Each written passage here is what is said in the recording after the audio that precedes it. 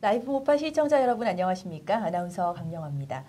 외교부는 지난 19일 업무 보고를 실시했는데요. 작년 한 해 동안의 외교 성과 되짚어보고 또 올해 주요 계획들을 발표했습니다. 이와 관련해서 오늘 자세한 이야기 나눠보겠습니다. 신범철 정책기획관님 그리고 전봉근 안보통일연구부장님 제 옆에 나와 계십니다. 안녕하십니까? 안녕하십니까? 네, 안녕하십니까? 반갑습니다. 자, 작년 한 해 동안 정말 우리 정부가 열심히 외교, 실내 외교를 통해서 열심히 노력을 해왔는데 실내 외교 전체적으로 보면 3년 차로 접어들고 있습니다. 그렇습니다. 마라톤 경기에서 보면 이 승패를 좌우하는 것이 후반부이듯이 5년 중에서 3년의 시작을 알린 2015년 또 역시나 중요하다고 생각하는데 이제 외교부에서 어떤 일들 계획하고 있는지 하나하나 살펴볼게요. 먼저 신 국장님께 여쭤보겠습니다. 작년 한 해 동안 우리 정부가 국제사회에 명확한 이 비전을 제시하기 위해서 많은 노력을 하지 않았습니까? 구체적으로 어떤 성과들이 있었는지 통일 기반을 마련하기 위한 차원에서 어떤 성과들이 있었는지 말씀해 주시죠. 예, 작년도에 그 연도 업무 보고 주제도 사실 유사한 통일 기반 구축이었습니다. 네. 그래서 저희는 국제사회에 한반도 통일에 대한 인식을 획기적으로 전환시키는 계기를 마련했다 이렇게 평가하고 있습니다. 네. 먼저 대통령님께서 신년 기자회견을 통해서 통일은 대박이다 이런 말씀하시면서 통일에 대한 담론을 일단 비용이라든가 우려에서부터 기회나 그런 부분으로 인식을 전환시키기 시작하셨고요. 네. 또한 그러한 국내적 논의를 1월 말에 다보스 포럼에 가서서 국제사회에 알렸습니다. 그리고 3월 독일 정상회의 계기에 드레스덴에 가셔서 유명한 드레스덴 연설을 하셨죠. 네. 그래서 북한과의 관계를 이러한 방향으로 개선시키면서 통일을 지향하겠다는 그런 비전을 제시하셨습니다. 그 이후에도 8.15 광복절 경축사라든가 유엔 총회 연설 그리고 11월에 아셈 연설 등을 통해서 국제사회에 한반도 통일에 대한 비전을 제시하셨고 네. 또 그것으로 인해서 국제사회에서 우리 통일 문제가 상당히 인식이 전환되고 관심을 많이 모아졌던 한 해였다고 생각합니다. 네. 그런 차원에서 저희 외교부도 관련 노력을 많이 경주했고요. 특히 통일 추진에서 가장 중요하다고 할 수 있는 미국과 중국과의 관계를 갖다가 최상의 관계로 계속해서 유지함으로써 통일 기반 구축에 있어서의 환경을 조성하는데 커다란 성과를 거두었다고 생각합니다. 네. 또 뭐 주변국뿐만 아니라 이러한 논의를 국제사회로 이렇게 확산시키는 데 있어서도 기여를 많이 했고요. 관련해서 또 우리 정부가 추진하고 있는 그 영내 협력 촉진을 위한 동북아 평화협력 구상이라든가 또는 이러한 영내 협력을 중앙아시아나 유럽으로 이렇게 확대시키는 유라시아 이니셔티브에서도 각각의 진전을 보았습니다. 그래서 동북아 평화협력 구상 같은 경우에는 최초로 정부 간 회의를 개최해서 동북아 평화협력 구상의 참가자 대상이라고 할 수 있는 미국, 중국, 일본, 러시아, 몽골로부터 정부 측 대표가 와서 앞으로 이러한 협력을 어떻게 발전시킬까 하는 그런 추진력을 마련했습니다. 네. 유라시아 이니셔티브도 뭐 대통령님의 중앙아시아 순방에 이어서 또 최초로 실질 협력 사업이라고 할 수 있는 나지나산 사업을 실천에 옮김으로 해서 네. 일정한 진전이 있었다고 생각합니다.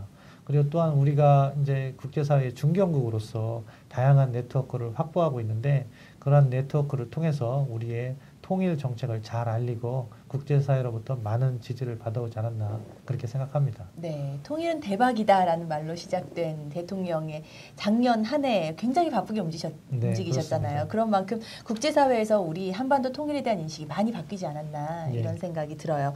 자, 우리가 통일 문제를 생각할 때 또 떼어놓고 생각할 수 없는 것이 독일의 통일 문제 아니겠습니까? 독일 통일 과정에서는 외교 역할이 굉장히 중요했다고 하던데 독일의 통일 과정, 우리의 통일 과정을 좀 비교해 보면 좋을 것 같아요. 전 교수님께 여쭤보겠습니다. 네, 독일 통일은 우리가 참고할 수 있는 어쩌면 유일한 이제 이 통일의 사례가 되겠습니다. 예.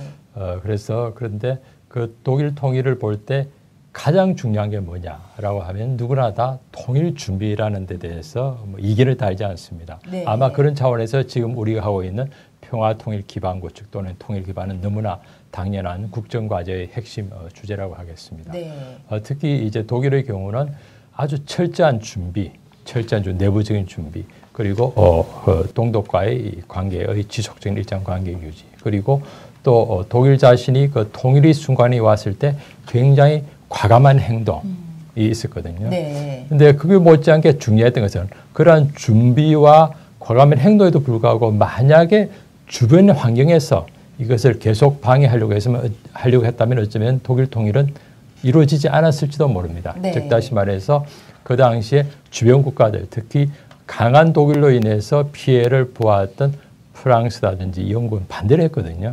이때 가장 큰 통일의 챔피언, 통일의 후원자는 바로 미국이었습니다. 네. 어쩌면 한국도 마찬가지 상황이지 않을까 생각이 듭니다.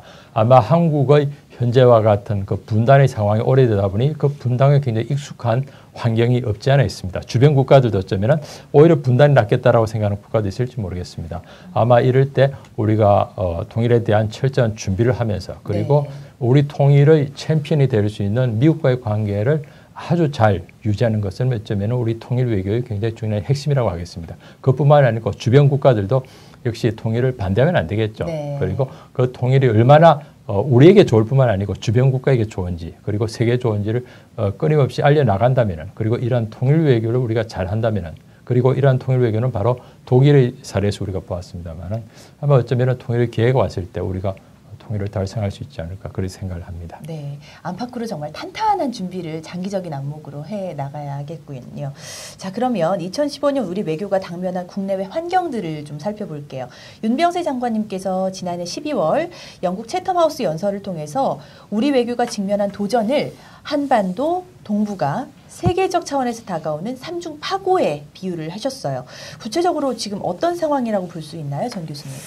예, 우리 장관님께서는 이제 삼중 파고라고 했는데 저는 가끔 그 perfect storm, 완전한 스톰, 폭풍우라는 말을 합니다. 그 말은 폭풍우가 하나 있는데 그 위에 더 붙이고 아주 정말 엄청난 폭풍우가 이제 다가오는 그런 걸 말하는데요. 네. 지금 북한 문제 굉장히 크지 않습니까? 그렇죠. 북한의 핵 위협, 군사적 위협, 그리고 체제적인 문제 등등, 인권 문제 이런 것들은 굉장히 안반도의 문제뿐만 아니고 중요한 세계적 문제가 되고 있습니다. 그리고 네. 동북아 환경을 본다면 그렇게 호락호락하지 않습니다.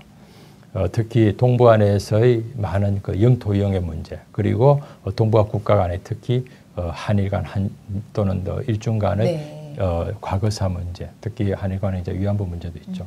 이러한 문제들 그리고 세계 환경만 보더라도 그 동안에 그럭저럭 안정되게 유지되었던 2차 대전 이후의 종전의 질서가 거의 지금 많이 흔들리고 있지 않나 그런 생각을 합니다. 네. 우리가 이제 그야말로 무너전 그야말로 이제 넘어간 이 초강대국이었던 러시아가 갑자기 이제 우크라이나에서 말썽을 일으키면서 이 전후 질서를 흔들고 있고요. 그리고 중국이 우리가 생각하는 것보다도 훨씬 더 빠르게 이제 급성장을 하고 있어서 그러한 그 중국이 등장하는 어떤 사람들이 이제 G2 시대라고도 합니다만 그런 것을 우리가 어떻게 감당해 나갈지 그것뿐만 아니고 전 세계적으로 우리가 과거에는 경험하지 못했던 많은 그 비전통적인 안보 문제, 지금 현재 테러도 얼마나 큰 문제가 되고 그렇죠. 있습니까? 그리고 많은 그 이 말썽 국가들 이러한 것들을 본다면은 주변 환경이 굉장히 참 어렵다. 그래서 어쩌면 우리의 외교의 역할 그리고 한국으로서는 그러한 것을 헤쳐나가기 위해서 단순한 우리만 잘하는 게 아니고 한반도가 잘해야 되겠다. 아마 이러한 더 요구가 생기지 않을까 그런 생각을 해봅니다. 네, 굉장한 격변기이기 때문에 좀 정신을 바짝 차리고 우리가 어떤 외교를 펼쳐나가야 될지 지속적으로 좀 고민을 해봐야 되는 그런 시기가 더욱더 아닌가 싶어요. 자, 이렇게 급변하는 여러 가지 상황, 아무래도 하나의 도전이라고 볼 수 있겠는데 이 도전을 잘 살려서 기회 삼아 우리나라가 더 성장하는 그런 발판을 마련하는 게 굉장히 중요할 텐데요. 또 그 중심에는 외교부가 있지 않을까 생각합니다. 외교부, 올해 업무 계획의 가장 핵심되는 정책 목표는 무엇으로 꼽을 수 있을까요, 신 국장님? 예, 방금 전에 전 교수님께서 아주 좋은 말씀을 해주셨습니다. 지금 한국에 겪고 있는 그 동북아 정세 변화라든가 글로벌 정세 변화를 우리가 헤치고 나가서 우리가 원하는 통일을 이루기 위해서는 다양한 준비를 해야 된다고 생각합니다. 네. 그런 차원에서 저희 외교부는 금년도 업무보고의 목표를 3가지로 잡았습니다. 네. 첫 번째, 통일 준비를 위해서는 무엇보다도 우리가 이 한반도와 주변 정세의 변화를 주도해야 된다. 그래서 보다 통일의 우호적인 환경을 만들어야 된다는 거죠. 네. 그렇게 하기 위해서는 우리가 다양한 노력을 통해서 주변국 외교라든가 그런 것을 통해서 우리가 통일에 보다 우호적인 환경을 만들어야 될 거고요. 그리고 두 번째 목표로는 이런 주변 정세를 또 이게 그것만으로 그쳐서는 안 되고 이러한 변화 속에서 북한 주민들의 삶을 실질적으로 개선시키는 그러니까 평화 통일을 위한 신뢰의 인프라를 구축함으로써 소프트웨어 측면에서 북한의 인권 상황이라든가 뭐 경제 문제, 네. 인도주의 상황 같은 것도 개선시켜야 한다는 그러한 두 번째 목표를 삼았고요. 세 번째는 우리가 가지고 있는 외교가 가지고 있는 네트워크를 활성화해서 이게 통일 준비에 기여토록 하자. 그런 차원에서 글로벌 네트워크 강화, 통일 네. 네트워크 강화 이렇게 세 가지를 저희가 목표로 삼았습니다. 네, 그 말씀하신 세 가지를 이제 하나하나 조목조목 짚어볼게요. 먼저 네. 첫 번째가 한반도 및 주변 정세 변화 주도라고 볼 수가 있을 텐데, 자, 아무래도 우리가 처한 외교 환경에 능동적으로 스스로 대처해 나가겠다 이런 의지가 많이 반영이 네. 되어 있는 단어인 것 같습니다. 먼저 북핵과 북한 문제 진전을 위해서 주변국과의 그 전략적인 공조 강화 굉장히 중요하지 않겠습니까? 전 교수님 어떻게 이끌어낼 수 있다고 보십니까? 예, 북한 문제. 이제 좁게는 또 우리에게 좀 더 아픈 이제 문제는 이제 북한 핵 문제죠. 네. 근데 사실이라는 것은 북한이 갖고 있는 이제 굉장히 큰 문제인 것 같습니다. 북한 체제 자체가 현재 세계적인 추세와는 잘 맞지 않는 그리고 굉장히 좀 어울리지 않는 이제 체제이다 보니까 북한이 세계화를 통해서 그 세계화의 물결을 타고서 자기 생존을 도모하는 것이 아니고 그것을 거부하고 자기식으로 살다 보니 이제 더욱더 나쁜 방향으로 핵무장을 하고 인권 문제, 내부적인 여러 가지 그 주민에 대한 강압적인 정치 이런 것이 나오게 되는데요. 네. 이제 이런 문제를 우리가 이제 풀어야 되는 것이 우리의 굉장히 큰 숙제가 되겠습니다. 예. 그러기 위해서는 우선 가장 당면 과제는 주변 국가들, 한반도를 둘러싸고 있는 국가들 그리고 한반도에 굉장히 큰 이해관계를 갖고 있는 국가들과 어떻게 북한 문제, 북한 핵 문제를 해결하는 협조관계를 구축할 것인가라는 것이 굉장히 큰 숙제가 되겠습니다. 당연히 이제 미국부터 시작해야 되겠죠. 미국은 우선 한미 동맹으로서 같이 북한 핵 문제를 해결하기 위해서 그리고 북한의 인권 문제를 해결하기 위해서 그리고 한반도의 통일 문제를 해결하기 위해서 우리가 가장 긴밀한 협조 체제, 공조 체제를 유지하고 있습니다. 아마 이러한 한미 관계는 더욱더 발전해서 뭐 전략 동맹이라든지 포괄적 전략 동맹으로 계속 발전해 나가고 있고 네. 아마 이러한 것은 우리가 우리 안보뿐만 아니고 또 한반도의 평화와 안정뿐만 아니고 통일을 위해서 가장 우리가 잘 이용해야 하는 중요한 자산으로 생각을 합니다. 네. 그다음에 이제 중국 문제가 또 있겠죠. 네. 중국도 그동안은 그냥 자기 자신의 생존만 도모하고 번영만 도모하는 국가가 이제는 굉장히 큰 중국의 부상을 거치면서 이제 큰 국가가 되었고 그리고 단순한 덩치 큰 국가만 아니고 이제는 자기의 세계적인 역할을 같이 책임을 지겠다라고 하는 이제 그러한 욕심까지 내고 있습니다. 네. 어쩌면은 우리는 그것을 아주 잘 활용해야 되는 그리고 한반도 문제 해결을 하기 위해서 동북아의 평화와 안정을 위해서 중국과 같이 일을 할 수 있는 그런 여지가 더욱더 확대된 것이죠. 네. 한중 간에는 전통적으로 너무나 많은 우리의 경제 협력 관계를 가지고 있습니다. 그렇지만 안보 협력은 굉장히 제한됐습니다. 네. 그렇지만 앞으로 정치 문제, 안보 문제 협력을 조금 더 한반도의 평화와 안정 그리고 통일 문제를 이용하는데 조금 더 활용하고 더 강화시켜 나가야 되는 것이 우리 큰 숙제가 되겠습니다. 네. 그다음에 일본 문제. 네. 예, 일본은 우리가 굉장히 많은 가장 가까운 이웃이면서 또 굉장히 많은 현안 때문에 지금 잘 못 지내고 있는 나라입니다. 특히 일본과는 이제 과거사 문제, 네. 위안부 문제 또 영토 문제가 있거든요. 그럼에도 불구하고 그런 문제를 잘 관리하기 위해서 그리고 그런 문제를 해소하기 위해서 우리가 계속 일본과 이제 깊은 대화를 할 필요가 있고 네. 그뿐만 아니고 나아가서 일본도 우리와 같은 가치 체계를 가지고 있고 같은 시장 경제를 공유하고 있는 만큼 한반도의 문제, 동북아의 평화를 위해서 계속 협조 관계를 좀 더 확대시켜 나가야 되지 않을까 그런 생각을 합니다. 이제 러시아는 어쩌면은 뭐 현재로서는 러시아는 좀 더 유럽에 가까운 국가고 현재는 또 우크라이나 문제를 일으켜서 우리와는 그렇게 가까운 관계에 있지는 않습니다만은 역시 굉장히 중요한 국가로서 한반도 문제의 전략적 해결에 필요한 반드시 중요한 역할을 할 수 있는 전략적 동반자가 되어야 되지 않을까 그런 생각을 합니다. 그런 차원에서 러시아와도 우리가 반드시 긴밀한 관계를 가져야 되고 특히 최근 들어서는 우리가 북한 문제를 해결하는 하나의 돌파구로서 북한과의 경제 협력 문제를 추구하고 있는데요.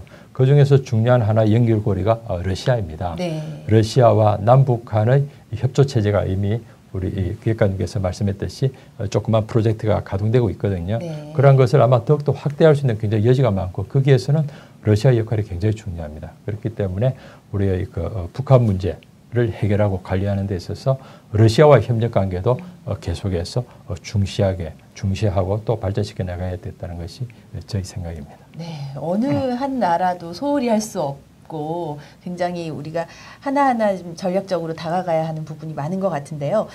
또 평화통일 이야기하면 북한의 핵 문제가 해결이 안 되면 근본적으로 좀 이루어지기가 쉽지 않을 것 같은데 대통령께서 신년 기자회견을 통해서 대화로 이 문제를 풀어나가겠다라고 말씀을 하셨어요. 비핵화 대화 프로세스 어떻게 가동해 나갈 계획을 가지고 있는지 정 교수님께도 여쭤볼게요. 예, 북한 핵 문제는 사실 우리가 가지고 있는 가장 큰 안보 문제이지 않습니까? 네. 거의 지난 25년간 저희들이 이 문제를 해결하기 위해서 노력을 했습니다만은 북한의 반발, 비협조로 거의 사실상 해결하지를 전혀 못하고 오히려 북핵 문제는 더욱더 이제 악화된 상태입니다. 네.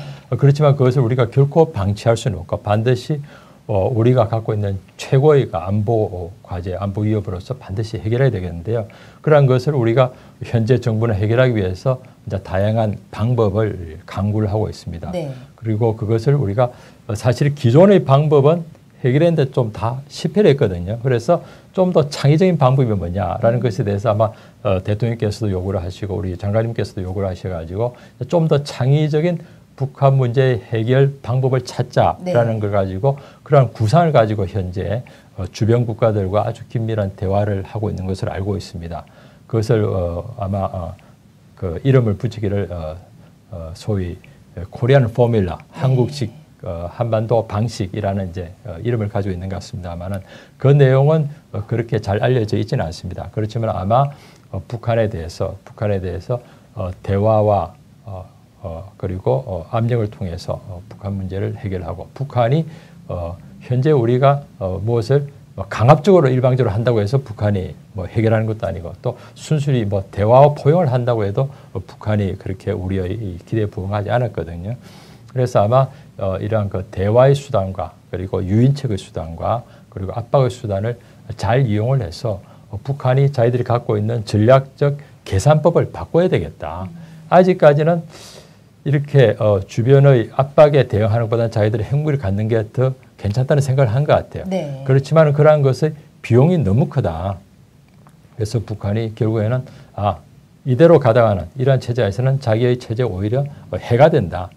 자기 생존 해가 된다. 그래서 자기의 핵 문제에 대한 생각을 바꾸어서 조금 더 세계적인 요구에 좀 더 부응하도록 만드는 그런 방식을 가지고 계속 대화를 하고 있습니다만은 아마 제 생각에는 아주 빠른 시간 내에 그러한 코리안 포뮬라, 한국 한반도형 방식을 가지고 조금 더 주변 국가와 공감대를 가진 다음에는 아마 북한과 직접 이러한 문제를 직접 맞부딪혀서 북한 핵 문제에 좀 직접적인 진전을 가져올 수 있는 그런 기회가 좀 빨리 열려야 되지 않을까 네. 그렇게 큰 기대를 가져봅니다. 네, 정말 이번에 여러 그런 고민을 하고 있는 만큼 좀 북한의 태도에도 변화가 생겼으면 하는 이런 바람이 들고요. 그동안 장관님께서 많이 언급한 부분이기도 한데 소다자 협력이라고 있죠. 더욱더 활성화할 계획이다라고 들었습니다. 어떤 것을 의미하는 것인지 또 어떤 성과를 기대하고 있는지 신 국장님께서 설명해 주시겠습니까? 영내 정세가 복잡해지고 또 양자관계가 이렇게 쉽게 진전을 보지 못할 경우에는 이런 양자관계를 개선시키는 방법으로서 제3자를 포함한다거나 조금 더 많은 멤버를 대상으로 협력을 함으로써 양자관계를 네. 개선시킬 수도 있고요.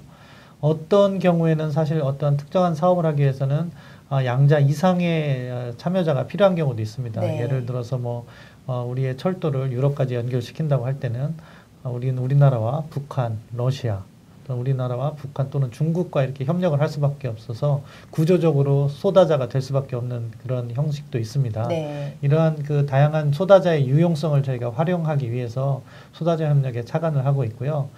대표적으로 한미일 협력, 전통적인 그 안보 협력의 틀인데 이런 것을 통해서는 북한의 도발이라든가 위협, 그리고 북한 핵 문제, 그런 것들에서 긴밀한 안보 공조를 할 수 있을 테고요. 네. 또한 뭐 지금 북한의 위협이 또 다양해지고 있기 때문에 사이버라든가 신종 위협 그리고 또 북한의 인권 문제라든가 그런 분야에 있어서 긴밀한 공조를 해나가는 채널로서 소다자 채널을 활용하려고 생각하고 있습니다. 네. 그리고 또 뭐 그 한미일뿐만 아니라 어떤 경우에 따라서는 한미중 사실 미중 관계가 영내 빅 플레이어로서 우리가 이것을 조율함으로써 얻을 수 있는 전략적 이익이 상당하다 이렇게 생각을 합니다. 네. 그래서 이러한 한미중을 통해서 그 사실 미중 관계는 아직 그렇게 긴밀한 소통이 잘 이루어지지 않고 있는데 우리가 촉진자 역할을 하면서 한미중 간의 이 소통을 또 늘리고 그러한 소통의 주요 대상은 또 북한 문제라든가 통일 문제 이런 것을 논의를 확장시켜 나가면서 협력을 네. 촉진할 경우에는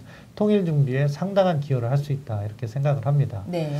한중일도 저희가 고려를 하고 있습니다. 이거는 뭐 좀 더 다양한 고민이 함께 있는 건데요. 네. 일단 기본적으로 과거에 잘 되어오던 한중일 협력이 네. 그 일본 일부 정치 지도자의 왜곡된 역사 인식 문제로 약간 지금 정체된 상황이 있습니다.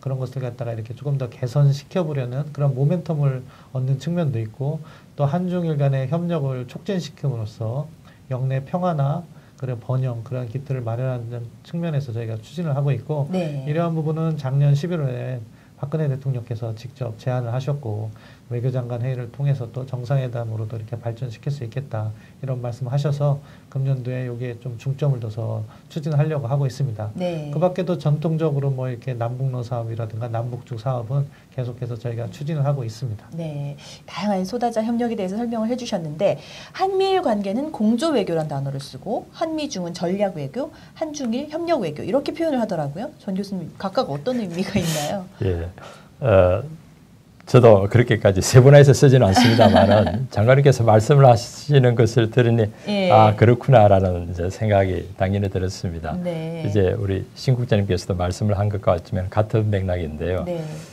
한미일 간에는 주로 대화할 수 있는 많은 영역이 북한이 던지는 현안 위협 문제를 우리가 어떻게 대응할 것인가, 북한의 핵 문제, 뭐 사이버 위협 문제, 뭐 이러한 네. 뭐 인도 무중 문제 이런 거는 한미일 간에 굉장히 같은 뭐 사실상의 아주 군사적 협력 관계도 유지를 하고 있고요. 그래서 네. 그런 것을 대응하기 위한 공조 체제, 파트너십을 코디네이션 시스템을 잘 유지할 수가 있습니다. 그렇기 네. 때문에 이 한미일은 북한이 던지는 다양한 위협과 현안에 대한 대응을 하는 데 쓰이고요. 그리고 이제 한미중은 전략 외교라는 말씀을 하시는데 네. 전략이라는 것은 조금 더 이제 아마 좀 큰 덩치의 이제 정책 구상을 말씀하시는 것 같습니다. 특히 한미중은 한반도의 전체적 문제, 한반도의 평화 체제 문제, 북한의 변화 문제, 통일 문제. 지금 당장 우리가 달성할 수는 없지만 우리가 반드시 이루어야 되고 나가야 될 방향을 제시하는 데는 어쩌면은 한미중의 전략 대화가 있어야 되지 않을까 그런 생각을 합니다. 물론 여기에도 더 나아가서는 사실은 북한이 들어와서 네. 이제 사자 대화가 되는 게 어쩌면은 좀 더 미래 방향이 되겠습니다만은 현재 북한과의 대화는 전혀 여의치 않는 상황에서 한반도 문제의 굉장히 큰 그 이해관계, 상관관계를 갖고 있는 이러한 큰 플레이들이 모여서 한미중이 모여서 한반도의 미래 문제를 논의하는 그런 전략을 논의하는 게 중요한 하나의 그 기능이 될 것 같습니다. 네. 그렇다면 마지막으로 이제 한중일 협력 외교인데요. 한중일 간에는 주로 아마 경제 문제, 문화, 교류 문제 이런 것들이 중요한 영내의 현안이고 사실 그러한 것이 많으면 많을수록 좋은 게 아니겠습니까? 그렇죠. 그리고 현재는 양자 간의 우리가 FTA 자유경제협정도 논의하고 있지만은 더 나아가서 한중일 3자 간의 협력 문제를 어떻게 할 것인가라는 것도 굉장히 큰 화두가 앞으로 우리가 추구해야 될 숙제가 되겠습니다. 그리고 여기에 대해서 같은 문화를 가지고 있는 이제 국가로서 이 문화권을 어떻게 좀 더 활성화시킬 것인지라는 것도 큰 숙제가 될 것이고요. 그리고 최근 들어서 우리 대통령과 장관님께서 동북아의 평화협력 구상이라고 내세우면서 동북아에서의 원자력 협력, 핵안보 협력을 강화하겠다 이런 구상들을 내놓았습니다. 네. 그런 데 있어서도 동북아에서의 원자력 발전소를 많이 갖고 있는 나라라고 하면 한국, 일본, 중국 3나라 되거든요. 네. 이 세 나라가 모여서 지역 내에서의 원자를 어떻게 안전하게 관리해 나갈 것인가, 안전하게 관리해 나갈 것인가라는 것은 어쩌면 굉장히 큰 숙제고, 그러한 협조 체제, 협력 체제가 이루어졌을 때 굉장히 큰 혜택을 우리가 누릴 수 있습니다. 네. 그래서 아마 한중일 간의 협력이 굉장히 중요하다. 그런 것을 이제 협력 체제 또는 협력 외교를 해야 되겠다. 그런 말씀을 하신 걸로 알고 있고, 굉장히 큰 우리로서의 큰 우리가 갖고 있는 중요한 그 외교의 그 큰 과제가 아닌가 그런 생각을 합니다. 네. 설명을 조목조목 해주시니까 이해가 잘 되네요. 한미일은 공조, 한미중은 전략, 한중일은 협력 외교. 자, 이제 동북아 지역의 평화 문제에 대해서도 이야기를 좀 나눠보겠습니다. 아무래도 우리나라와 북한만 잘한다고 해서 되는 것이 아니라 동북아 전체가 좀 평화스러운 분위기가 조성을 돼야 통일에도 박차가 가해질 텐데, 동북아 지역의 특성을 보면 상호 의존도도 높고 세계의 중심으로 이제 자라나고 있는 그런 지역으로 부상을 하고 있는데, 또 한편으로는 군비 경쟁, 신뢰 부족 이런 문제들로 진통을 겪고 있기도 하거든요. 올해 우리나라는 동북아 협력을 위해서 어떤 노력을 펼쳐나갈 계획이신지 국장님께서 말씀해 주시죠. 방금 전에 전 교수님께서 말씀하셨는데 동북아 지역의 그 신뢰 수준이 낮기 때문에 네. 우리 정부는 동북아 평화협력 구상을 제안했습니다. 그건 뭐냐면은 영내 국가들 간의 그 낮은 단계에서부터 하나씩 벽돌을 쌓아가듯이 다양한 협력 사업을 통해서 신뢰를 증진시켜 나간다면은 훗날 그 보다 다자안보 협의체로서 이렇게 발전시킬 수 있는 기틀을 마련할 수 있고, 그러한 다자 협력을 통해서 우리가 통일에도 기여를 할 수 있다. 네. 과거 90년대 그 독일 통일을 보면은 독일 통일은 나토 동맹 체제와 또 CSC라는 다자안보 협의체에서 많은 도움을 받았습니다. 네. 마찬가지로 우리 이렇게 다자 협력 체제를 발전시키 나가기 위해서 동북아 평화협력 구상을 제안하신 거고요. 그것을 뭐 정부 출범부터 저희가 추진해 왔고, 네. 지난 2년간 뭐 주변국에게 그것을 갖다가 잘 알리고 기초적인 협력을 이렇게 해왔고, 특히 작년 10월 28일에는 최초로 정부 간 회의를 했습니다. 각 정부의 국장급들이 모여서 동북아 평화협력을 해서 이렇게 해나가자는 그런 의견을 모았고, 네. 그래서 동북아 평화협력 구상의 모멘텀이 이렇게 조성을 됐습니다. 그래서 금년에는 이것을 갖다가 한 차원 더 업그레이드 시키자, 그런 목표를 갖고 있는데요.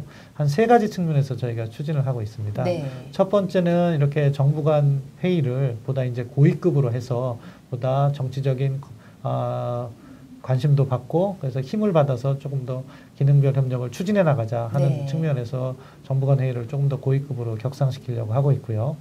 그리고 두 번째는 이렇게 다양한 기능별 협력을 담고 있는데요. 동북아 평화협력 구상 안에는 네. 뭐 원자력 안전이라든가 재난 구호, 뭐 보건 안보 이런 분야에서 협력이 촉진될 경우에 그 영내 협력 관행이 축적된다는 관점에서 그러한 기능별 협력에 있어서 조금 더 활성화를 시키자, 네.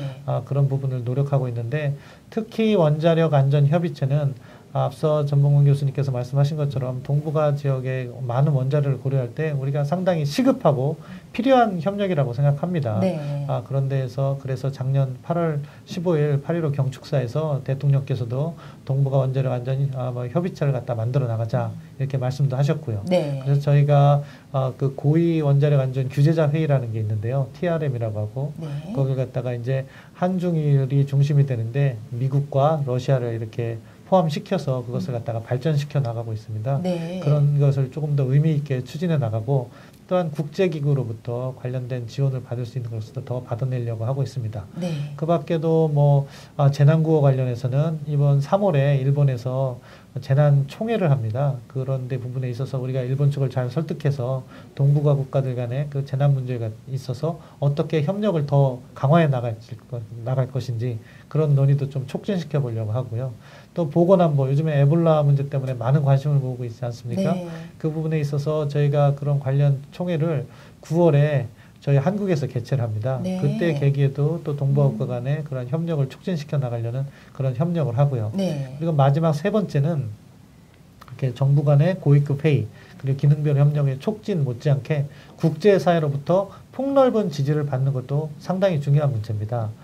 그러면 그들이 후원 세력이 돼서 한국이 동북아 평화협력을 주창해 나갈 때 많은 지원을 해주고 있습니다. 네. 그간 저희가 EU라든가 OSC, 나토 이런 지역 협의체라든가 기구들을 통해서 저희가 지원을 상당히 많이 받았는데 네. 올해는 그런 것을 한층 더 심화시키고 나아가서 아세안 측과 좀 협력을 확대해 나가려는 그런 계획을 갖고 있습니다. 네, 아주 바쁜 한 해가 또 되겠네요. 자, 이와 더불어서 이번 정부가 역점을 두고 있는 것이 바로 이 유라시아 이니셔티브 아니겠습니까? 대통령께서 또 신년 기자회견을 통해서 올해 남북이 더욱더 평화롭고 자유롭게 왕래했으면 좋겠다. 또 유라시아와 더 넓은 세상을 향해서 나아갔으면 좋겠다. 이런 말씀을 하셨는데요. 유라시아 이니셔티브 추진을 위해서 외교부에서는 어떤 계획 가지고 있나요? 이제 유라시아 이니셔티브를 말씀드리기 앞서 잠깐 우리 외교부가 생각하고 있는 네. 전반적인 정책을 동심어로 그래서 설명을 해드릴게요. 네네. 그러면 좀 이해가 쉬우실 텐데요. 예. 기본적으로 남북 간의 이게 한반도 문제는 우리 정부는 한반도 신뢰 프로세스라는 정책을 통해서 남북 관계 개선과 북한 네. 이런 것을 도모하고 있습니다. 그리고 그것을 조금 동심원을 동북아 지역으로 넓히면은 네. 제가 방금 전에 설명해드린 동북아 평화협력 구상을 하고요. 네. 근데 이제 이런 수준을 넘어서 이번 정부는 중앙아시아와 유럽을 잇는 협력을 통해서 우리의 평화와 또 번영의 기반을 확충해 나가겠다는 그런 구상을 하고 있습니다. 네. 그 구상이 바로 유라시아 이니셔티브입니다. 이 유라시아 이니셔티브는 그렇기 때문에 평화의 개념도 있고 네. 경제적 번영의 개념도 있고 그 네. 속에서 문화라든가 다양한 교류의 개념이 있습니다. 네. 그런 것을 모두 연계시켜 나가는 거죠. 그래서 이러한 유라시아 이니셔티브를 저희가 추진함에 있어서 첫 번째 과제로는 이러한 지역 간의 연계성을 증진시키자. 네. 그런 관점의 프로젝트를 하고 있고요. 그래서 유라시아 친선 특급이라는 프로젝트를 올해 해서 주요 중앙아라든가 유럽 국가를 이렇게 돌면서 어떻게 앞으로 이것을 발전시킬 것인가, 정치적인 관점, 문화적인 관점 이런 것을 다 통해서 그걸 갖다가 협력을 촉진시키려고 하고 있고요. 네. 뭐 실질적으로는 뭐 복합 물류 네트워크를 이렇게 앞으로 어떻게 해나갈 것인가 하는 그런 심포지엄도 개최하고 또 이런 지역 간의 초고속 인터넷망을 갖다가 연결시키는 그런 사업에 대한 구상도 이렇게 추진함으로써 네. 이러한 지역 간의 연계성을 증진시키려고 하고 있습니다. 예. 또 다른 하나는 이 파트너십 강화인데요. 아무래도 러시아가 이 유라시아에 걸쳐서 존재하고 있고 또 중앙아시아가 이쪽 동북아와 유럽을 잇는 그 중간에서 많은 역할을 할 거기 때문에 네. 이들과의 파트너십을 좀 강화하려고 하고 있습니다. 예. 그래서 한중앙아 사무국도 한번 설치하려고 저희가 추진 중에 있고요. 러시아하고도 러시아의 극동지역 개발이라든가 이런 부분에 있어서 협력을 강화해 나가려는 노력을 하고 있습니다. 네. 그리고 마지막 세 번째로는 보다 구체적인 사업으로서 러시아와 북한 또는 중국과 북한을 연결시키면서 우리가 남북로, 남북쪽 삼각 협력 사업을 또 추진하고 있습니다. 네, 동심원으로 말씀을 해주시니까 훨씬 더 이해가 쉬운 것 같아요. 네. 한반도에서 나아가서 중앙아시아, 유럽까지 다 포괄하는 우리 외교부의 계획 잘 들어봤고요. 또 최근 오준 유엔 대사님이 유엔 안보리 북한 인권 발언을 하시면서 큰 주목을 받았어요. 준비된 영상 한번 함께 보시고 그와 관련된 이야기 나눠보도록 하겠습니다. When we first came to the Council 2 years ago, one of the first issues we tackled was the DPRK's missile and nuclear issues.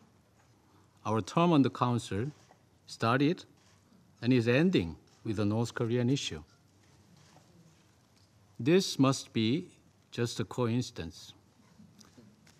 But I'm saying this with a heavy heart because for South Koreans, people in North Korea are not just anybody's.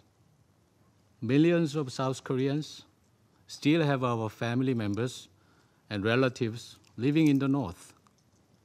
Even though we never hear from them, even though by now the pain of separation has become a cold fact of life, we know that they are there, just a few hundred kilometers away from where we live.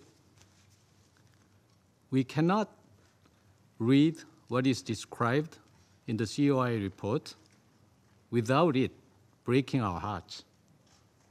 We cannot listen to stories of North Korean defectors without sharing in their tears, without feeling as if we are there with them experiencing the tragedies.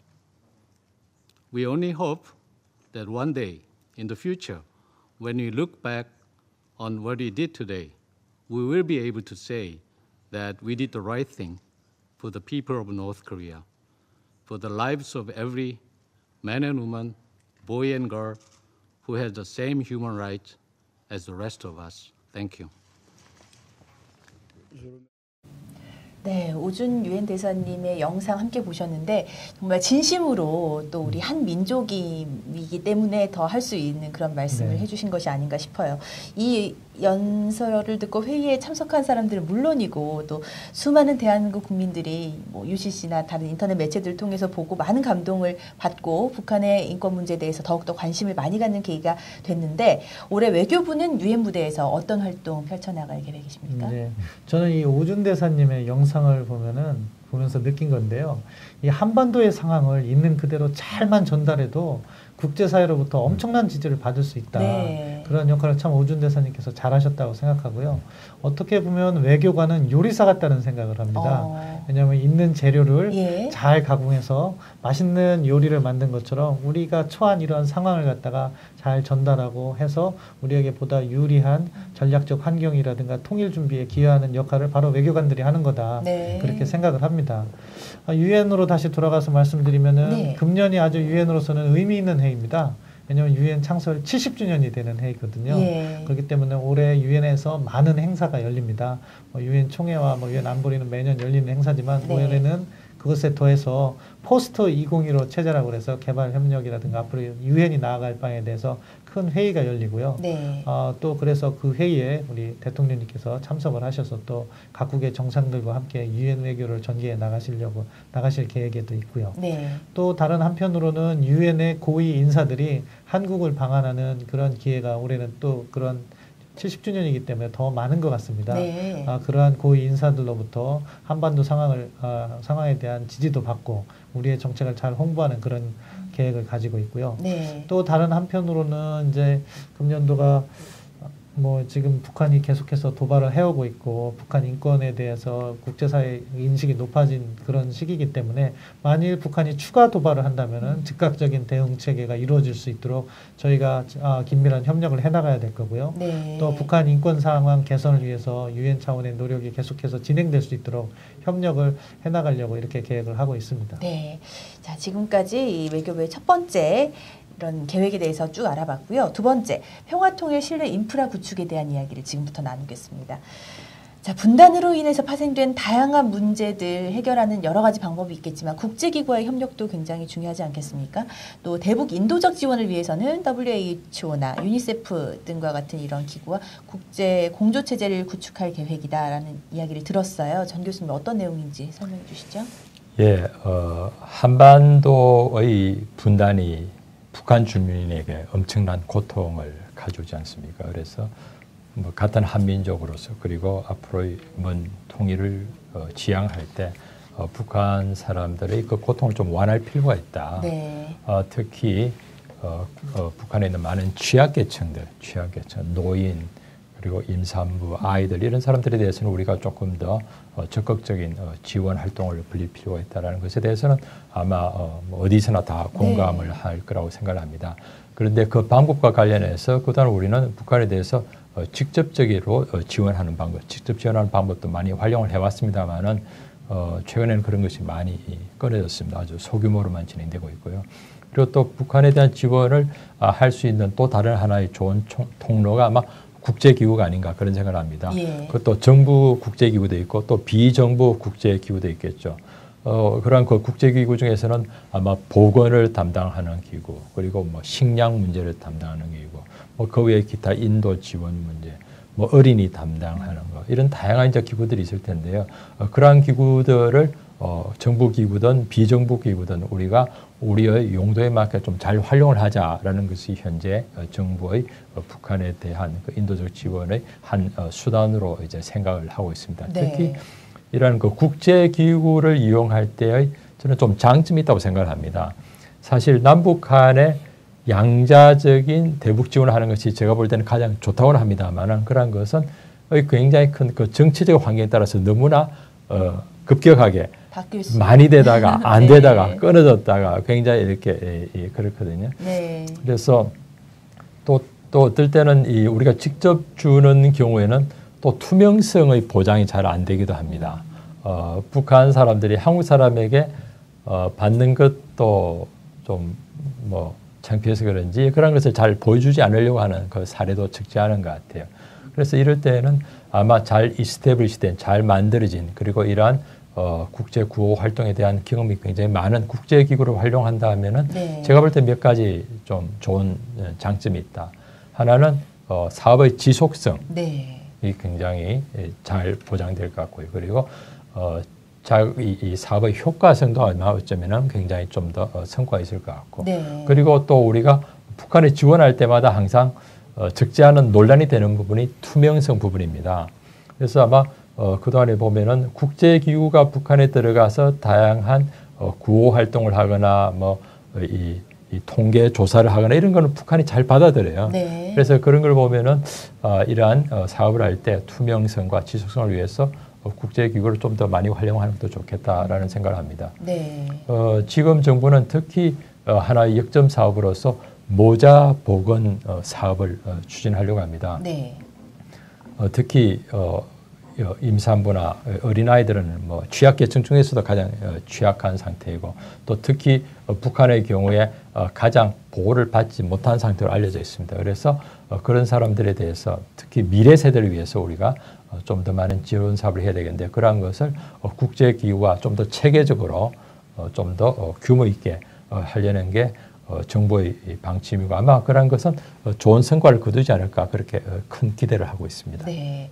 자, 국제기구와의 협력으로 북한을 돕는 방법에 대해 설명을 해주셨고요. 또 이산가족과 탈북민 하면 좀 듣기만 해도 가슴이 아픈 단어인데 이들을 위해서 우리 정부가 지원할 수 있는 어떤 정책들이 있을까요? 이제 많은 정책을 준비하고 있습니다. 말씀하신 것처럼 이산가족 그 문제를 생각만 해도 가슴이 아픈데요. 네. 얼마 전 그 요즘 회자되고 있는 국제 시장을 제가 봤는데 네. 거기에서도 그 이산가족 상봉 장면에서 눈물을 안 흘릴 수가 없더라고요. 그러게요. 아무튼 저희는 이산가족 문제를 해결하기 위해서 다양한 차원의 노력을 하고 있습니다. 대통령님께서도 항상 대북 정책이나 이런 거 발표하는 계기에마다 이산가족 문제 해결하자 이렇게 계속해서 촉구하고 있는데 네. 저희 외교부 차원에서도 관련 노력을 계속 강화하고 있고요. 최근에는 국제 적십자위원회랑 협력을 해서 이 문제를 조금 더 추진해 보려고 노력을 하고 있습니다. 사실 그간의 노력을 통해서 국제 적십자위원회에서요. 한국과 북한 그리고 국제 적십자위원회 ICRC라고 하죠. 3자가 모여서 이산가족 문제를 해결하는 메커니즘을 좀 만들어 보자. 오히려 ICRC 측에서 그런 제안을 하도록 저희가 이렇게 협조를 구해놨습니다. 네. 근데 또 북한이 여기에 응하지 않고 있는 거죠. 아무튼 이런 문제를 저희가 하나씩 네. 이렇게 해결하기 위해서 ICRC 그리고 유엔의 다양한 인권기구들과 함께 노력을 하려고 하고 있습니다. 또 탈북자 문제도 참 저희가 가슴 아픈 일이고 잘 네. 해결해야 되는 문제라고 생각되는데 이 탈북자의 그 안전한 보호와 안전한 후송 체계에 대해서 많은 관심을 저희가 기울이고 있습니다. 다만 이 부분에 있어서는 저희가 조금 밝히기 어려운 부분이 있다는 점을 국민들께서 좀 양해를 해주셨으면 좋겠어요. 네. 어떤 나라와 어떤 협력을 하고 있다는 것을 밝히는 순간 그게 정치적 문제로 비화될 수 있기 때문에 저희가 대외적으로 공개하지 못하고 있는데 네. 관련국들과 긴밀한 협력을 통해서 자유를 찾아서 북한을 탈출하신 우리 국민이라고 할 수 있죠. 네. 헌법상 우리 국민들을 잘 보호하고 안전하게 이송해서 그들이 자유와 풍요를 만끽할 수 있도록 저희가 많은 노력을 하고 있습니다. 네. 탈북민을 결국엔 보호하기 위한 조치니까 좀 오픈하지 못하는 그렇죠. 부분이 있더라도 우리 국민들이 좀 양해를 해주셨으면 좋겠습니다. 그리고 얼마 전 DMZ 세계 생태평화공원 조성 사업과 관련해서 국제기구, 남북이 함께 협조해서 공동 조사해 나가겠다 이렇게 발표한 것으로 알고 있는데요. 현재 어느 단계까지 진행이 되고 있나요? 사실 뭐 관련 노력을 진행 중인데요. 네. 기본적으로 이 DMZ 세계 생태평화공원을 조성하기 위해서는 북한의 동의가 필요하기 때문에 그렇죠. 그런 부분도 저희가 노력을 하고 있고요. 네. 또 이제 이게 DMZ다 보니까 그 정전 체제에서 DMZ를 관리할 수 있는 책임을 갖고 있는 유엔사라든가 또 유엔사에서 실질적인 기능을 담당하고 있는 미국과 이런 문제를 저희가 협의를 개시해 나가고 있습니다. 네. 그리고 또한 저희가 이런 것들을 갖다가 조금 더 의미 있는 그 생태평화공원을 조성하기 위해서 세계 각지의 그 유사한 경험을 있는 국가들과의 협력도 지금 추진하고 있습니다. 네. 과거 동서독이 그러한 유사한 것을 갖다가 생태평화공원을 한번 설치해서 운영했고 네. 또 뭐 볼리비아나 페루 그리고 핀란드와 러시아가 그런 공원을 조성한 전례가 있기 때문에 저희가 그들 나라의 그 관련된 사람들을 초청해서 회의도 하고 그래서 거기서부터 교훈을 얻고 앞으로 이것을 DMZ 생태평화공원을 어떻게 잘 만들어갈 것인가 네. 준비하는 그러한 노력도 병행하고 있습니다. 네. 그리고 지난주 이 시간에 개발협력과 관련된 이야기를 나눴어요. 오영주 국장님 나오셨는데 인도적 재난 대응에 우리나라가 좀 주체적으로 참여하겠다 이런 계획도 밝혀주셨고 또 국제 개발 협력을 더욱더 증진시켜 나가겠다 이런 말씀을 하고 가셨거든요. 이런 활동들이 결국엔 통일 과정에서도 보면 우리나라의 이런 이미지 또 국제적인 위상 또 외국에서부터의 사회적 인도적 지원 이런 것을 또 역으로 확보하는 계기가 되지 않을까 이런 생각이 들어요. 올해 외교부에서는 이와 관련해서는 어떤 계획을 갖고 계십니까? 지금 말씀해 주신 것처럼 우리가 이 문제에 있어 인식해야 될 것이 한반도의 인도 문제, 북한에서의 인도 문제죠. 그것과 국제사회, 글로벌 차원의 인도 문제가 서로 뗄래야 뗄 수 없는 관계에 있다는 점을 먼저 이렇게 말씀드리고 싶습니다.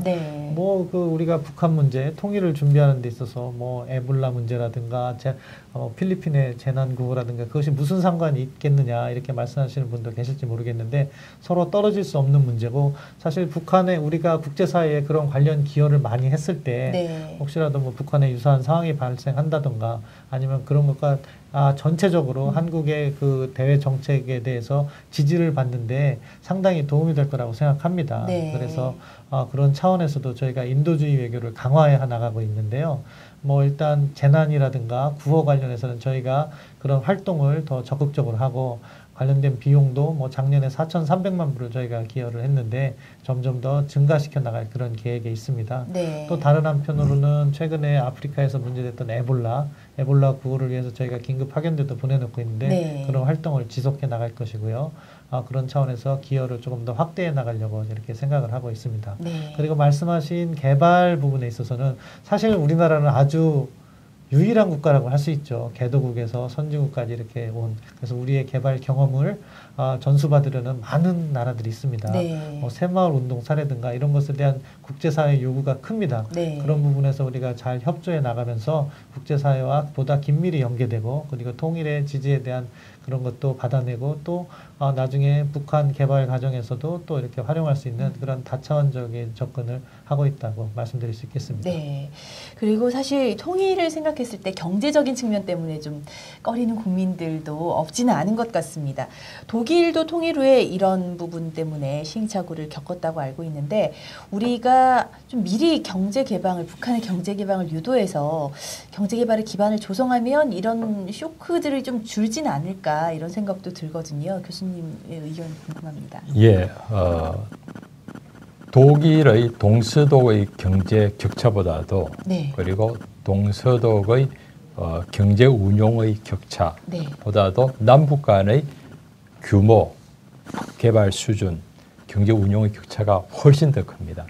그러니까 그럼에도 불구하고 독일이 많은 적지 않은 어려움을 겪었듯이 아마 남북 간의 통일이 된다면 더욱더 큰 어려움을 겪지 않을까라는 것에 대해서 누구나 다 고민을 하고 있고 그것에 대한 해법, 해결책을 찾기 위해서 다들 노력을 하고 있습니다. 아마 독일에 대한 독일의 사례가 우리에게 좋은 교훈을 주기 때문에 아마 우리는 통일의 상황이 오면은 아마 더욱더 잘 대응할 수 있지 않을까라고 기대를 합니다만 그럼에도 불구하고 가령 남북 간의 경제 사정만 비교한다 하더라도 현재 북한은 1인당 국민소득이 1,000불입니다. 우리는 지금 이미 2만 불을 넘어서서 아마 곧 3만 불이 된다고 그러거든요. 그럼 30배거든요. 1인당 국민소득. 그리고 국가 그렇다면 인구 규모가 우리가 2배이기 때문에 전체 경제 규모는 아마 40배 또는 60배 정도 차이가 납니다. 그런데 그러한 그 두 개의 경제 규모가 같이 합쳤을 때 사실 그 차이가 조금 더 적었다면은 그런 대로 완충이 되겠습니다만은 이렇게 엄청난 큰 덩치가 됐을 때는 굉장히 많은 혼란이 오지 않을까 그런 생각을 합니다. 어떤 사람은 갑자기 이제 북한 사람들이 만약에 급작스럽게 통일이 되면은 사실 현재와 같은 시장 경제 체제에서 북한의 체제는 돌아가지 않는다. 그러면은 북한 사람들 2,500만 명이 다 실업자가 될 수도 있지 않느냐라는 말하고 하는 사람들도 있거든요. 그렇다면은 2,500만 명에 대한 우리가 복지 구호를 어떻게 할 것인가? 아마 현재 국내에 아마 갑자기 10만 명만 그런 사람이 생겨도 아마 정부가 허덕허덕할 겁니다. 그래서 그러한 문제들은 우리가 어떻게 북한 문제를 보아야 될 것인가라는 것에 대한 이제 큰 하나의 심각성을 알리기 위한 하나의 이야기입니다만은 아마 북한이 지금 같은 상태에 머무르지 않고 조금 더 개혁과 개방을 해서 경제 운용 방식도 조금 더 세계의 표준에 조금 더 맞춰 나가고 그리고 그렇게 함으로써 생산성이 늘어서 경제의 생산력도 좋아지고 그리고 북한 사람들이 경제 수준도 좀 더 올라간다면은 아마 그때 통일이 된다면은 통일의 후유증은 그렇지 않았을 때보다 훨씬 더 적겠죠. 예. 현재의 1,000불과 3만 불이 합치는 것보다는 아마 10,000불과 3만 불이 합치는 것이 아마 훨씬 더 우리가 쉽게 공동 번영을 더욱더 단시간 내에 달성하지 않을까 그런 생각을 합니다. 예. 그런 차원에서 지금이라도 우리가 또 국제사회와 더불어서 중국과 베트남의 이미 그런 체제 전환, 경제 계획에 성공한 사례를 보여주면서 북한으로 하여금 하루바삐 조금 더 북한 주민의 복지를 위해서 그리고 북한의 성장을 위해서 좀 더 나은 경제 운영 체제를 갖추도록 좀 더 노력을 해야 되고 그를 위해서 아마 국제사회도 같이 노력을 할 거로 기대를 합니다. 네. 아마 그런 상황이 된다면은 다음에 통일의 기회가 왔을 때 아마 조금 더 마음 가볍게 좀 더 통일을 쉽게 추구하지 않을까 그런 네. 생각을 합니다.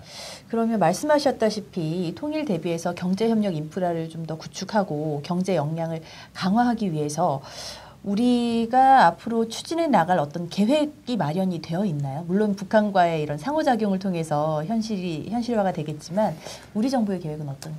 한 두 가지 이 통일을 위한 경제와 관련해서는 저는 두 가지 작업이 동시에 필요하다고 생각합니다. 아까 네. 말한 북한의 이 개혁 개방 그리고 그걸 위해서 만약에 북한의 개방이 되린다면 우리가 북한과 협력을 해서 개성공단을 더욱더 활성화한다든가 개성공단의 국제화를 추구한다든가 그리고 남북 중 협력 시스템을 만들거나 남북러 경제협력 지역을 만들자고 해서 북한으로 하여금 그러한 세계화의 물결에 조금이라도 같이 동참할 수 있는 기회를 계속 확대해 나가는 것이 중요할 네. 것 같고요.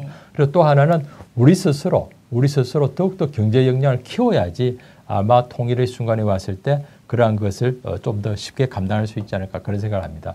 그런 차원에서 우리는 우리 나름대로 우리 스스로의 경제 역량을 키우기 위해서 우리가 하고 있는 다양한 경제 정책을 성공시키고 그리고 FTA를 더욱더 활성화하고 더욱더 확대하고 이러한 것들이 계속해서 필요하게 하겠죠. 네. 아마 그런 차원에서 정부가 지금 현재 추구하고 있는 다양한 경제 혁신 정책 그리고 또 한중 FTA를 좀 더 활성화시킨다든지 그리고 한중일의 FTA를 추구한다든지 이런 것들은 아마 이러한 우리나라의 경제 역량을 키우는데 크게 도움이 되지 않을까 그런 생각을 합니다. 네, 말씀 잘 들었습니다.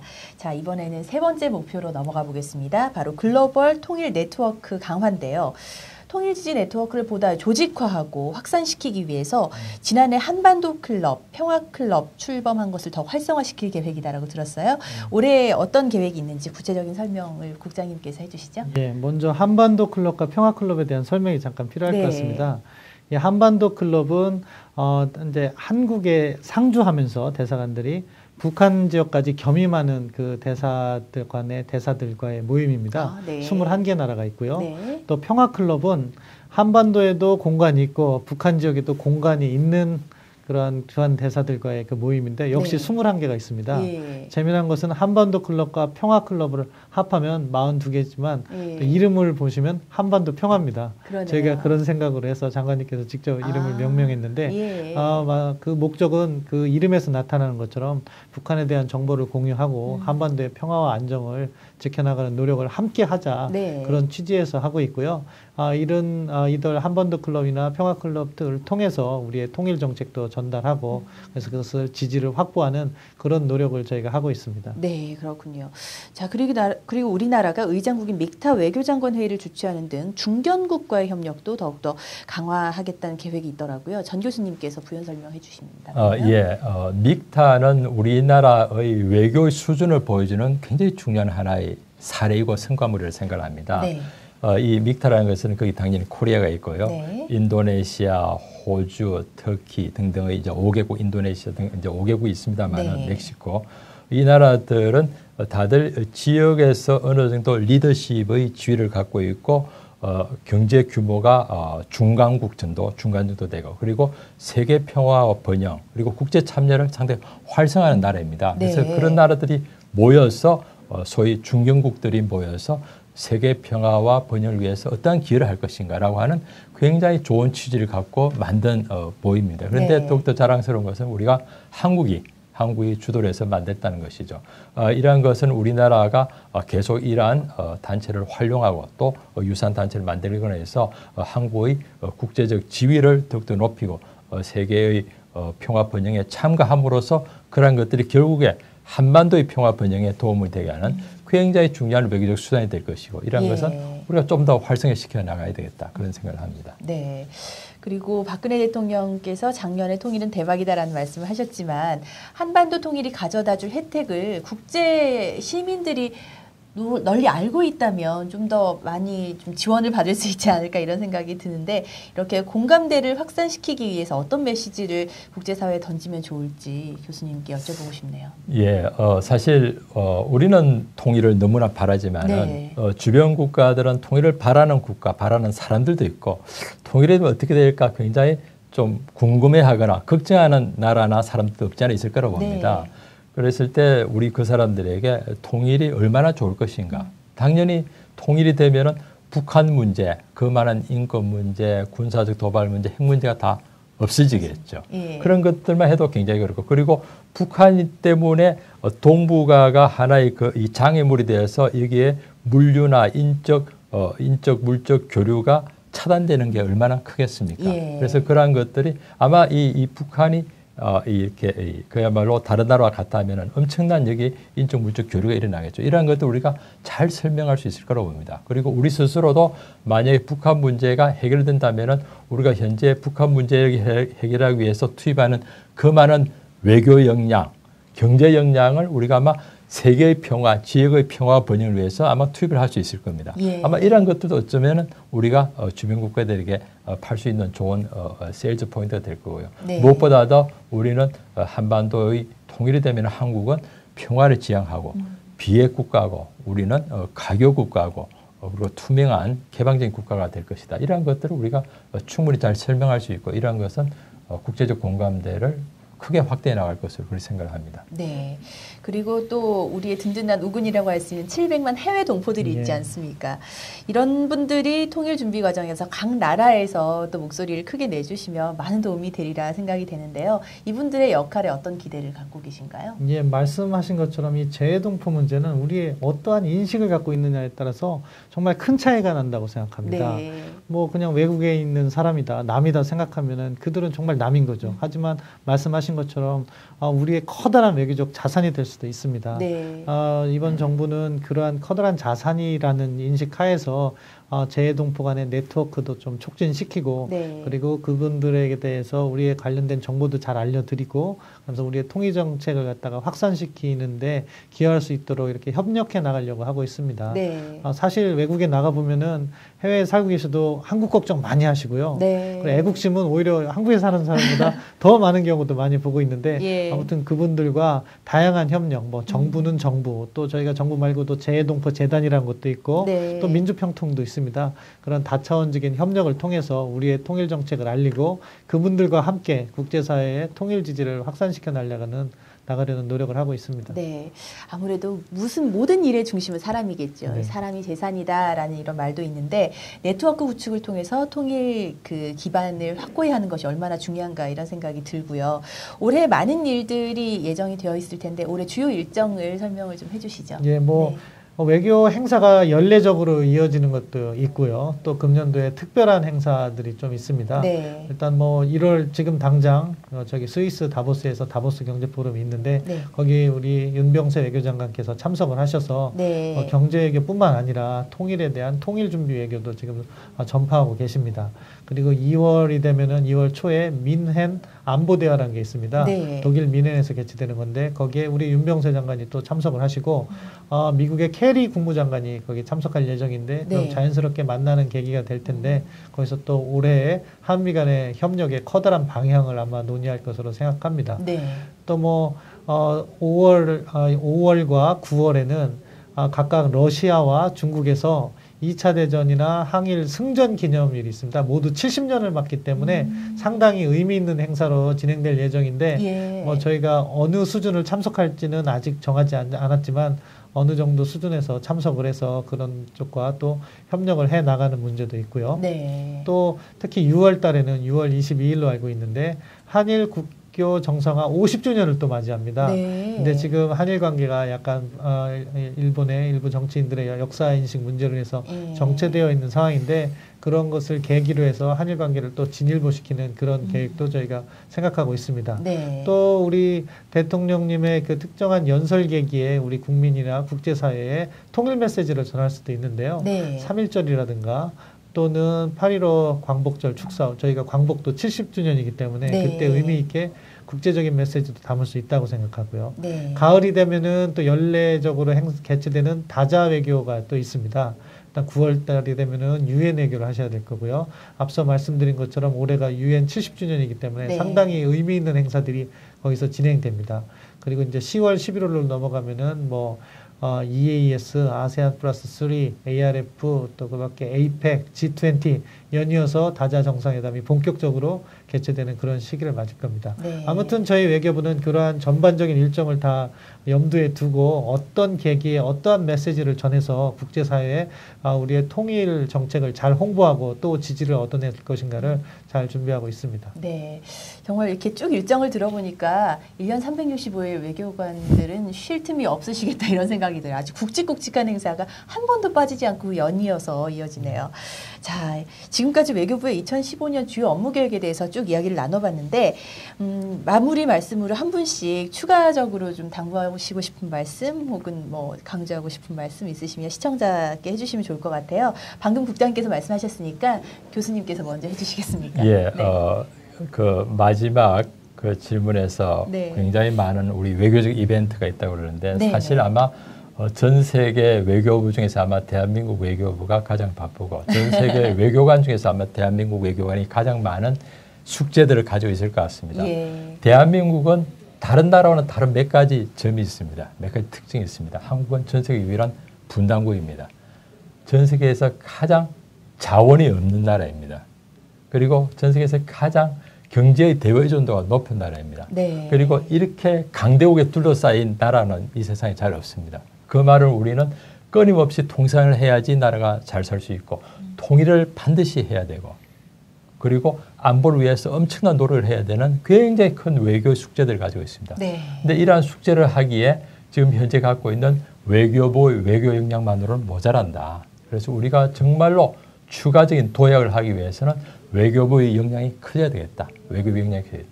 그게는 두 가지인 것 같습니다. 하나는 현재 절대적으로 부족한 사람을 넓혀야 되겠다. 우리 네. 현재 외교부 인력은 과거 우리가 아무것도 안 하고 있어도 괜찮았던 냉전 시기의 당시의 인력과 숫자 같습니다. 네. 아마 지금 일은 그 당시보다 10배는 늘은 것 같아요. 그렇다면 인력은 최소한 1.5배는 늘어야 되겠다. 1.5배 늘어도 우리와 비슷한 중견국의 인력보다 아직 모자랍니다. 그래서 저는 이 기회에 국민과 정치인, 국회 그리고 많은 분들이 전문가들 좀 관심을 가지셔서 외교부의 역량을 좀 키우는데 조금 도움을 주셨으면 좋겠다. 네. 그런 말씀을 꼭 당부드리고 싶습니다. 네, 감사합니다. 신 국장님도 마무리 말씀해 주시죠. 예, 뭐 네. 전 교수님께서 좋은 말씀을 해주셨기 때문에 그 분야는 제가 말씀을 안 드리고 먼저 이번 정부가 왜 계속해서 작년에 연도 업무 보고 주제를 통일 기반 구축, 평화 통일 기반 구축 그리고 금년은 통일 준비 이렇게 삼았는가에 대해서 저희가 좀 더 깊은 이해를 해야 된다고 생각합니다. 네. 우리가 민족적, 국가적 영혼이라는 통일을 준비하기 위해서는 정말 준비를 하지 않으면 우리가 안 된다. 그리고 또한 바른 통일을 준비함으로써 통일도 가장 빨리 달성할 수 있다. 이런 것이 대통령님께서 연도 업무 보고에서 계속해서 강조하신 점입니다. 네. 그래서 우리가 보다 철저한 준비를 통해서 우리 외교부도 국가의 대사라고 할 수 있는 통일을 준비해 나가려고 하는 생각을 하고 있고요. 네. 한 가지 덧붙여서 말씀드린다면은 지금 글로벌 세상에서는 외교관만이 외교관이 아니다.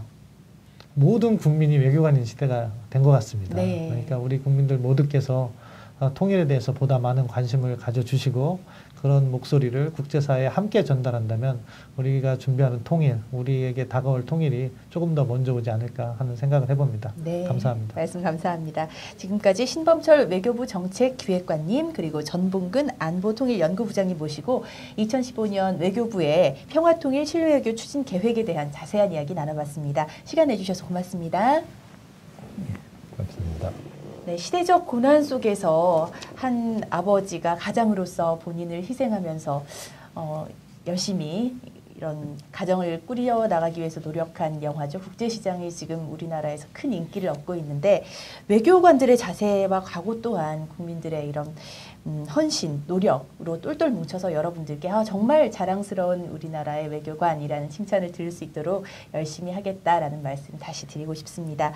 긴 시간 시청해 주셔서 감사드리고요. 다시 한번 새해에 여러분의 가정과 그리고 개인에게도 뜻깊은 한 해, 또 하나의 큰 성과가 있는 한 해가 있으시길 바라겠습니다. 시청해 주셔서 고맙습니다.